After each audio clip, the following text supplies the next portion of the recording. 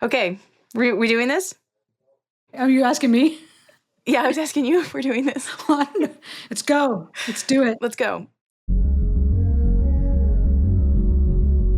Hello, and welcome to the Optimist Economy. I'm Kathryn. I'm Robin. And on this show, we believe the U.S. economy can be better, and we talk about how to get there one problem and solution at a time.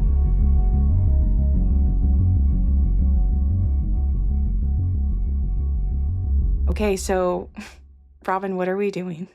Well, apparently in this episode, you explained to me that we need to introduce what we're doing and why we're doing it and let people in on our little backstory, who we are, Yes. what we're about, why the Yes. Optimist Economy. Why the Optimist Economy, and why we're starting a podcast.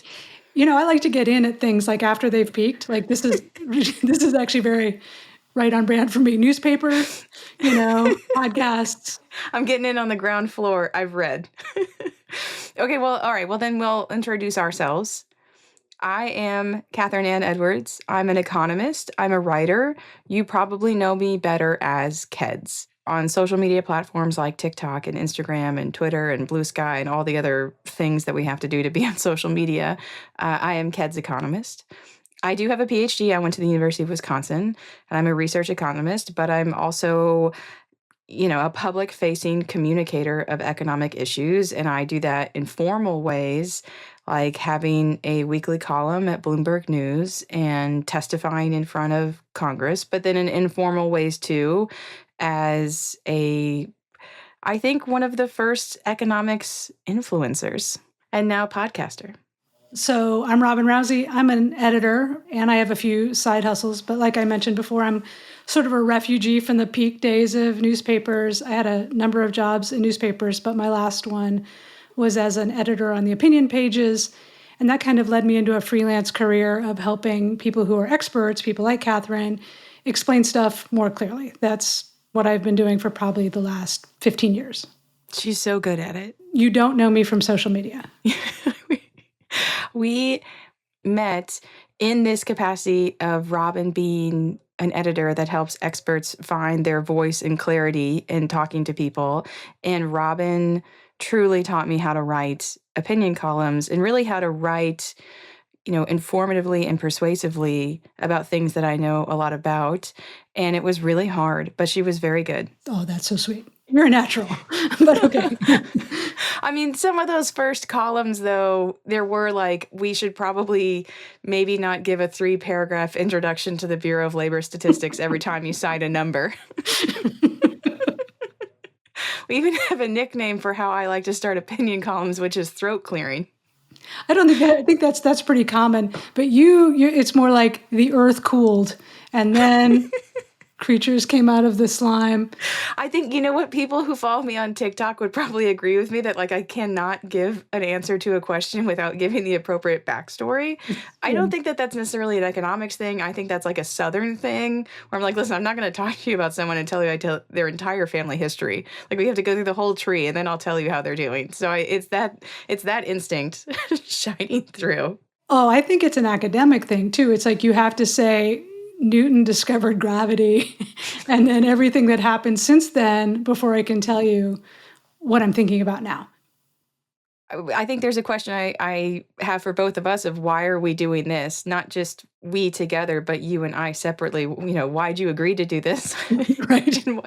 and why did I want to do this? But I think it's in part because, I have a lot of knowledge over certain issues in the economy, and you have the ability to draw it out of me in a succinct way that focuses on the story that people can understand. And if we can do that, we should share it.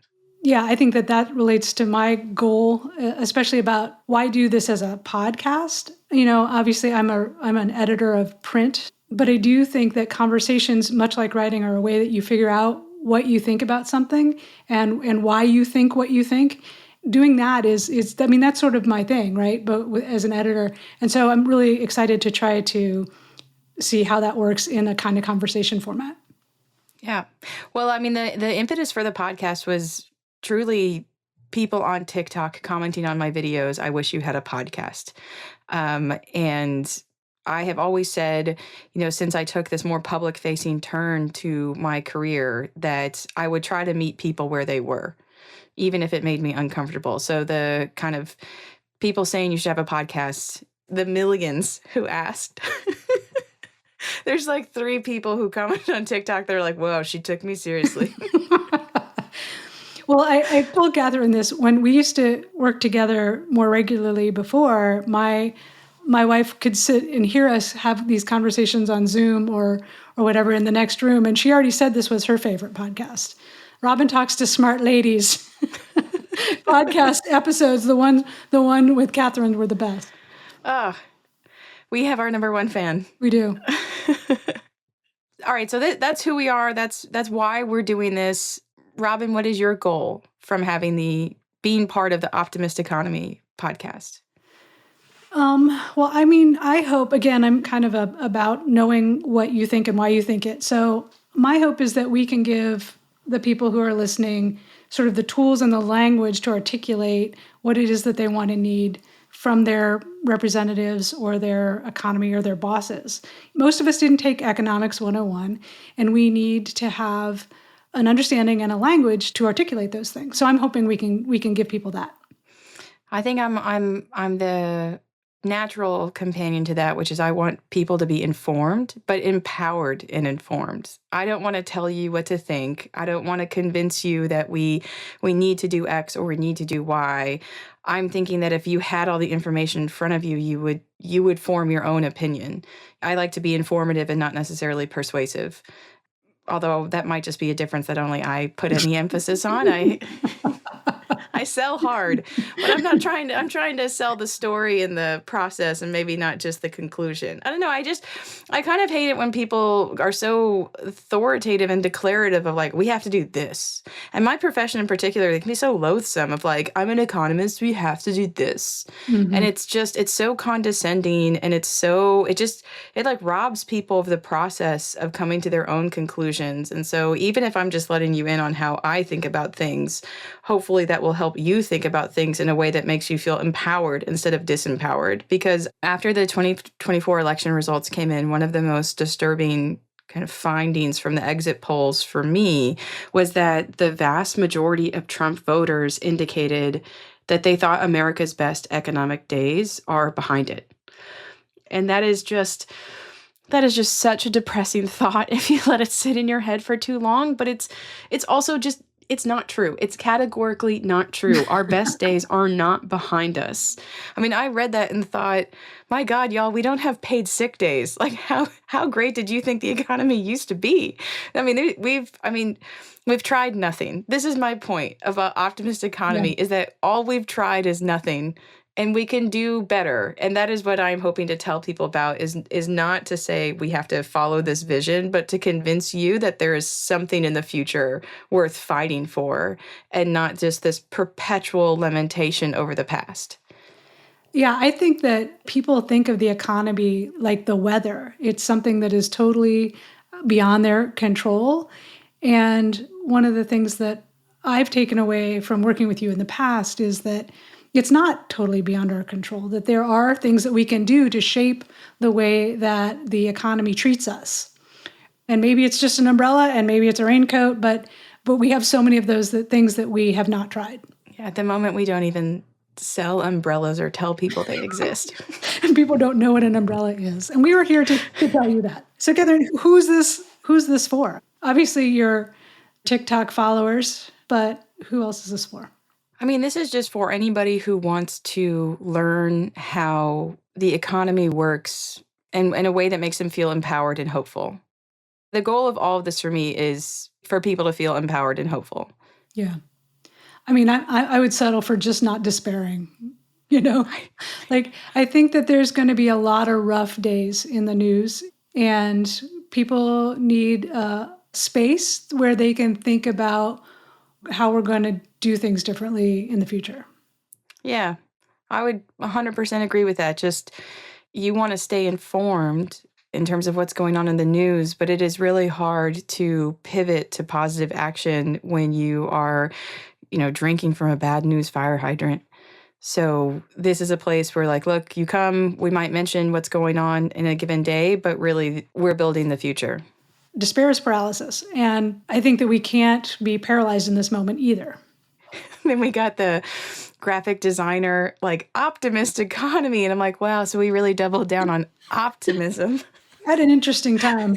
Yeah. It feels very aspirational, I think, in the current setting. But of course, that's the point, is that if we set up this really ambitious goal of like, no, you're going to listen to this show and feel good about the economy, we might not always succeed, but at the least we would be a change of pace from what you're probably inundated with the rest of the time. For sure. I've definitely had forays into having a public persona, of putting my name and thoughts and opinions out there. And you've testified before Congress. I I've take you very seriously. Oh man, nothing can be harder than a 5.5-hour hearing at the House Ways and Means Committee when you're the minority expert. The Democrats invited me. There were like 4 Republican witnesses. I was the only Dem. Like, y'all, it was an away game. I got up to go to the bathroom and one of the representatives made fun of me. He was like, oh, looks like the Democrat witness needs to run and hide. Did I scare the Democratic witness away? Must have. I mean, and also I have laughably, like, comically large bottles of water in front of me. So, like, obviously I would have to go to the bathroom. But then when I came back, he tried to catch me off guard with a question, and I clapped him back so hard. I never got a Republican question after that. Dr. Edwards, let me ask you just a couple quick questions. We're talking about the not fair share, when the rich are not paying their fair share. So they pay 47%, the top 1%. What percent would you think is appropriate for them to pay? Y'all, I don't decide fair. No, I mean, that's what we hear all the time. Pay their fair share, pay their fair share. And when the top 1% pay 47% of the tax burden, I want to know what would a Democrat witness say is the fair share? Well, speaking as an economist and not as a Democrat, what I would say, sir, is that the top 1% have also seen the accumulations of income over the past 20 years. Part of their outsized burden of how much they're paying in taxes is also a fact of how much faster their income has grown over the past 40 years. And the top 1% income share is now at a 70-year high. It's not just the rate that sets the share, but also the total amount of income they earn relative to the economy. Yeah, I'm not going to disagree. Their facts are always your facts and my facts, and that's just the way life happens. To what Senator Graham said earlier about... I mean, even the staff were like, they probably were instructing members not to try to interact with you. Don't mess with Kathryn. So that's who this show's for.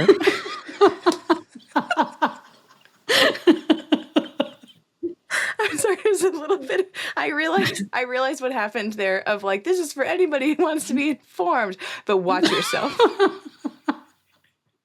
I'm a little intimidated. This feels a little ridiculous. Like the whole setup, like the microphones, and it's podcasting is its own culture now. And I don't listen to many podcasts, so I feel like somewhat like embarrassed, like I'm going to get up in front of the class and people are going to laugh at what I'm wearing. I have that feeling with me, but at the same time, part of me is like, well, I mean, what's to lose, right? Just your dignity. Just dignity. Yeah, I mean, this is so outside my comfort zone. Okay, here's a little embarrassing admission. I have a degree in screenwriting. I didn't say that earlier. And so I went to film school. And in film school, everybody has to be in one another's student films, right? That's just part of the deal. So I was in somebody's student film my freshman year, and then all of my peers saw me on screen. And then I was never asked to be in another student film ever again. So I'm terrible. I'm really stiff. I am so far outside my comfort zone on this. The fact that you wanted to put it on YouTube is just horrifying to me. But I will say this, I do think that I always feel better after having a conversation with Kathryn. And if nothing else comes out of this, then I get to spend more time talking with Kathryn, then, that will help. You know what, for my part, I feel like I always know what I'm going to say after I talk to you. I'm like, okay, I want to write about childcare. I want to write about paid sick days. I want to write about, why we can have the right to work part-time. And I have all these ideas in my head. And after I talk to you, I'm like, oh, that's it. That's what I'm going to say. So if nothing else, we get to chit chat. I'll feel great. My mom's going to try to listen. she's not very tech savvy. I don't think she's ever listened to a podcast, Yeah. but she'll try. Should we tell people how we envision the show? I mean, Yes, this is a special episode because we should tell people who we are. I don't, they can have a reference. But I think in general we envision the show, each episode, playing almost like reading a magazine. You have the information broken up in ways that, here's things we're reading, here's letters, here's the last page, here's the kind of certain beats that we expect to hit that aren't just the feature story, but also a feature story, kind of one main issue that we discuss in detail, the policy, the problem, the issue of the day, and we work around it to come up with the positive message for, the stronger and better economic future. I mean, when I think about what the name of the magazine would be called, obviously it's Optimist Economy. It just rolls right off the tongue. Right off the tongue. This is where being an economist really works against me because I'm a very literal person sometimes of like, oh, optimist economy. There are also two nouns. Have you put that together yet? I realized that earlier today. It's not an adjective noun clause. But you can have an optimistic economy. Like that would suggest that the economy itself was optimistic. And an optimist economy would be, you would have to put the apostrophe S, right? That's just too much. That's too many S's altogether. Mm-hmm. So here we are with just a double noun, optimist economy. But I think the other working title would be Win the Future. Yeah. And that's what we'll do in every feature story. And then we'll talk about what's going on in the world and what goes on in our head and fun policy and economic thoughts. And I think we want to hear from people the same way you have on social media about what questions they have that they want answered. It's a big motivator for me that has surprised me every time I've engaged with the world through social media as this expert, cum influencer trying to talk to people.